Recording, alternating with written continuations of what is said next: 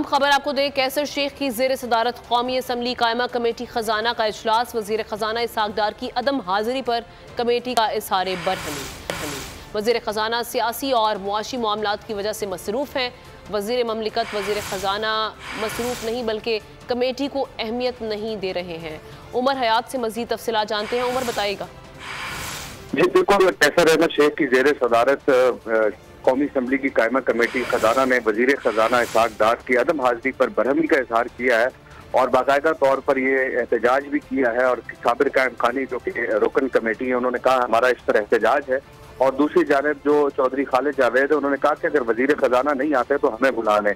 बड़ा strict point जो है वो कैसर अहमद शेख जो कि चेयरमैन कमेटी है उन्होंने लिया है। जो कोई भी वजीर खजाना हो वो कायमा कमेटी को अहमियत नहीं देता है। डॉक्टर नफीसा शाह जो कि हुकूमती इत्तेहादी हैं, उन्होंने कहा कि पार्लियामान की तौहीन के हवाले से कानून साजी हुई है, उसके मुताबिक आप जो है एक्ट करें और जो कमेटी की तौहीन होती है उस पर भी वजीर खजाना को जो है वो तलब किया जाए और उनको इस बाबत जो है वो आगाह किया जाए कि उनकी अदम हाजिरी से मामलात खराब हो रहे हैं।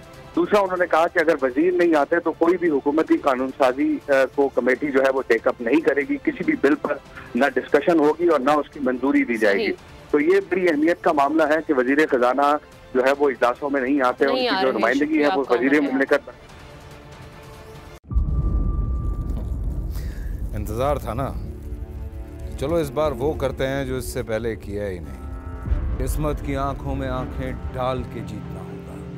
सब में है शेर जैसी राह, जर्रा जर्रा भी हर कंटेस्टेंट को लगेगा पहाड़। लड़खड़ाना नहीं है, खोल दो अपने पंख अगर आसमान छूना है। अबे लग रहा है ये सब पहले भी कहीं सुना है। एंटरटेनमेंट की गारंटी जनाब, क्योंकि यहाँ खेलोगे कूदोगे तो बनोगे नवाब। खुश रहो पाकिस्तान।